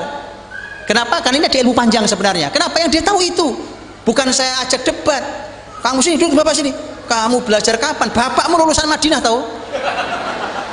Enggak begitu. Jadilah murid, jadilah murid ya. Murid salah ya siap. Kadang-kadang gurunya marah, Anda dihukum, siap dihukum. Pernah dihukum anak? Wow, hebat Anda berarti Anda soleh sekali. Saya pernah dihukum anak pak, beneran. Saya bilang hukumlah bapakmu ini karena ayahmu buat salah, dengan bundamu hukum.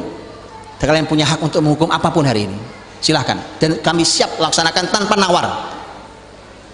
Berarti Anda luar biasa soleh-soleh pak. Saya sering suka dihukum anak saya, luar biasa Anda, luar biasa ya. Baik, itu ya, mudah-mudahan bisa dilakukan sederhana, insya Allah lakukan ya. Baik, yang kedua tadi mondok Ustaz ya, dipondokkan ya. Umur berapa? 5 tahun. 5 tahun. Iya 5 tahun. 5 tahun. Apakah salah? Tidak 100% salah, tidak 100% benar. Ya, tapi saya mohon maaf, saya ini paling tidak suka ngomentari lembaga orang lain. Jadi saya sampaikan ini murni sebuah ilmu dan tidak ngomentari lembaga siapapun. Saya tidak pernah dilatih untuk itu oleh para ulama dahulu, untuk ngomentari lembaga orang, ngomentari orang lain. Akhirnya kita habiskan waktu dan usia untuk hal yang nyaris tidak ada manfaatnya buat kita. Oke, saya hanya bicara secara ilmu. Usia 5 tahun, apakah sudah boleh dipondokkan? Begini, itu langsung sejak zaman Rasul contohnya, bahkan Rasul sendiri. Singkat kata, karena waktu nanti habis, singkat kata Pak, saya langsung kasih kesimpulannya ya. Kalau dalilnya banyak, contohnya banyak, tapi saya langsung kasih kesimpulan. Orang tua itu dibagi dua, gampangnya saya bagi dua. Orang tua yang, atau saya bagi tiga deh, saya bagi tiga. Orang tua yang ideal, orang tua yang lumayan, kalau bahasa Indonesianya, orang tua yang tidak baik. Orang tua yang ideal itu yang harusnya dikejar oleh masyarakat dan dunia pendidikan hari ini, karena itulah yang bisa kita lihat potretnya pada sejarah Islam zaman dahulu. Silahkan baca dalam biografi orang-orang besar, banyak sekali di antara mereka yang berkatanya begini: saya selesai hafal Quran 30 juz dari bapak saya selesai menghafal kitab Muwatta dari ibu saya belajar kitab fikih ini dari paman saya belajar ilmu nahu dari nenek saya. Harusnya pendidikan dikembalikan ke sana. Makanya saya suarakan dengan tegas, kalau sekolahan dan orang tua sama-sama nyaman, anak dari usia kecil dikirim sekolah, makin lama bayi sudah disuruh sekolah sekarang, ya kan? Ada, oh iya, bayi di sini, loh ada bayi disuruh sekolah. Saya punya teman di Depok Pak, itu dia cerita sendiri. Tempat dulu bercandaan zaman saya, TPA itu singkatan tempat penitipan anak, itu bercandaan dulu, sekarang nyata. TPA itu tempat penitipan anak, musibah memang zaman ini. Sejak kecil sudah dititipkan, bapaknya pergi nyari duit, ibunya pergi nyari duit, musibah teman, nggak jadi. Kalau mau titik ideal kayak tadi Pak, tadi saya sebutkan tadi, belajar apa dari bapaknya, belajar dari ibunya, dari pamannya, dari kakeknya, dari neneknya, dari itu. Dan sampai hari ini masih ada yang seperti itu. Yang seperti itu, lah kenapa dia belajar sama orang lain? Ya kan, selesaikan dulu urusan dia dengan bapak ibunya, nanti belajar ke orang lain. Wong keluar juga belum tentu dapat lebih baik dari bapak ibunya kan, begitu. Nah inilah pentingnya orang tua juga menyiapkan waktu untuk anaknya. Aneh, kita buat orang lain jadi pinter, kita biarkan anak kita ajari orang lain, anak kita biarkan, itu aneh. Paham? Yang kedua, lumayan itu ya alhamdulillah ada ilmu walau tidak terlalu banyak, ya solehnya juga alhamdulillah tapi standar gitu ya.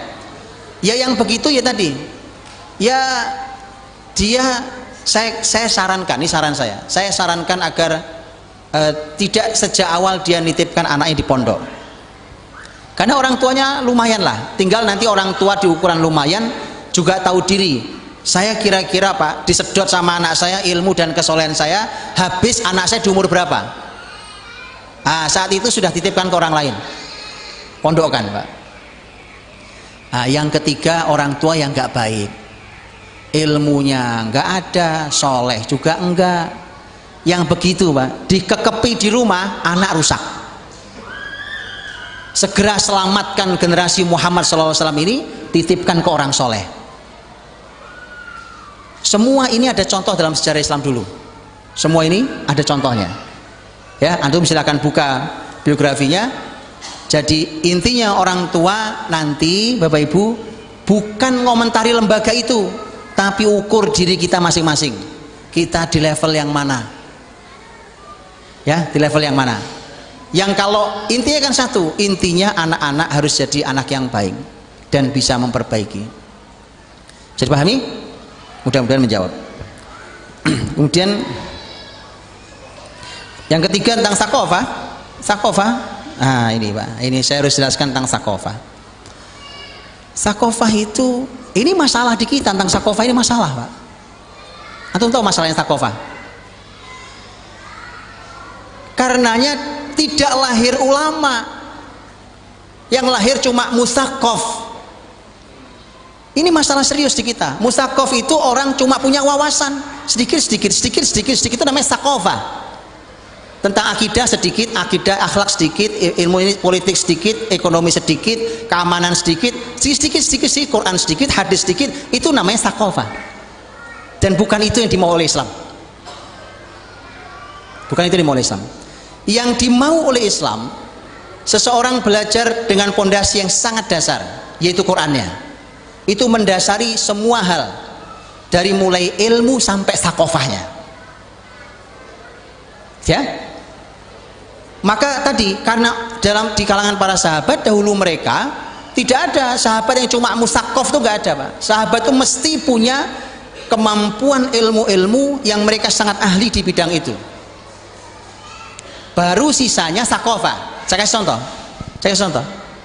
Nabi sendiri dan para sahabat dahulu yang saling menunjuk orang keahliannya apa. Contohnya, ketika para sahabat ditanya tentang siapa yang ahli dalam masalah bacaan Quran, mereka pasti akan nunjuk Ubay bin Ka'ab. Ketika ditanya siapa yang paling ahli dalam ilmu faraid, mereka akan nunjuk Zaid bin Thabit. Siapa yang paling ahli dalam ilmu halal dan haram, Mu'adz bin Jabal. Siapa yang paling ahli ilmu dalam masalah ke pengadilan, qadhi, hakim, Ali bin Abi Thalib. Siapa yang paling ahli dalam ilmu tafsir, Abdullah bin Abbas. Itu level kepakaran para sahabat. Yang saqafah sahabat saja hari ini itu jadi ilmu, Pak. Paham atau enggak? Di level sahabat itu dianggap saqafah, tapi kalau di kita miliki hari ini itu jadi ilmu dalam. Saking dangkalnya ilmu kita hari ini. Setelah itu Anda boleh lihat kan, Imam Nawawi contohnya.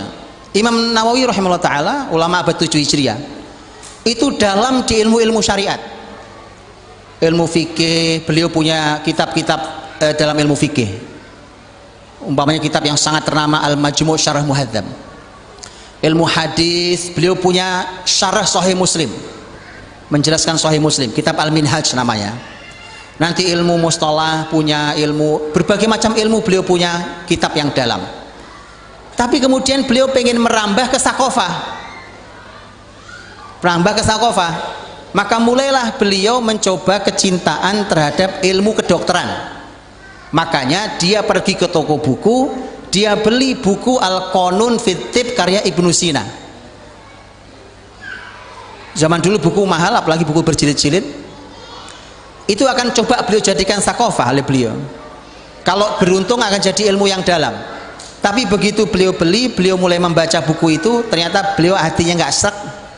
Kok saya nggak menjumpai kenyamanan hati di ilmu ini, berarti mungkin ini nggak cocok buat saya, cocok buat orang lain. Maka bukunya dijual lagi. Oke? Ini saqafah. Istilah ilmu dan saqafah harus dipahami dulu. Alim dan musaqqaf. Oke.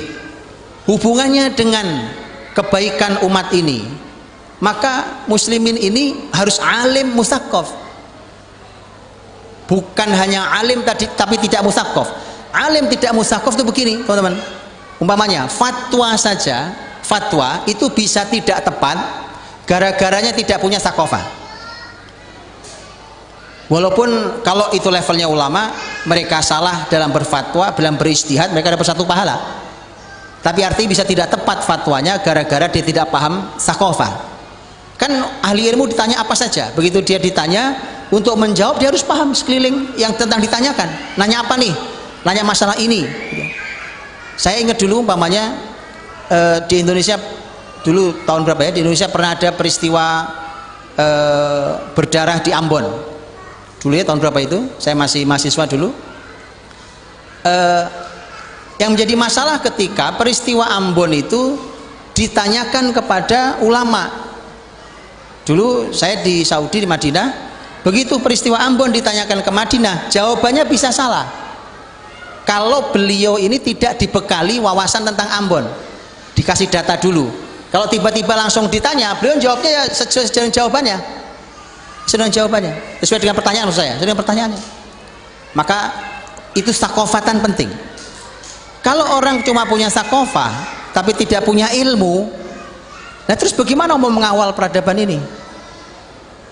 Tidak bisa peradaban ini dikawal hanya dengan sakofah, tidak akan pernah bisa, harus didalami betul.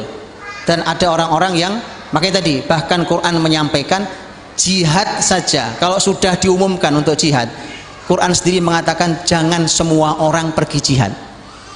Apa fungsinya? Liyatafaqahu fid din waliyunziru qaumahum idza raja'u ilaihim la'allahum yahdharun. Hendaknya ada sekelompok orang yang tafaqquh fid din. Tafaqquh dari kata fikih itu artinya pemahaman yang dalam, bukan sakofah. Dia pemahaman yang dalam baru nanti bisa memberi peringatan. Nah, bagi dirahmati Allah, jadi ini adapun kemudian kesalahan tadi disampaikan, kesalahan dalam berpikir apa tadi bahasanya? Islam apa tadi? Islam apa tadi? Hah? Tadi pertanyaan tentang Islam Nusantara. Oh, Islam Nusantara. Saya belum pernah jawab tentang Islam Nusantara, tapi saya mau sampaikan teman-teman. Lihat, saya sampaikan kantum. Saya kalau ditanya apakah Pak Budi Azhari setuju dengan Islam Nusantara, saya bilang saya setuju. Nggak usah kaget gitu, biasa aja. Makanya perlu ilmu, jangan hanya sakofah.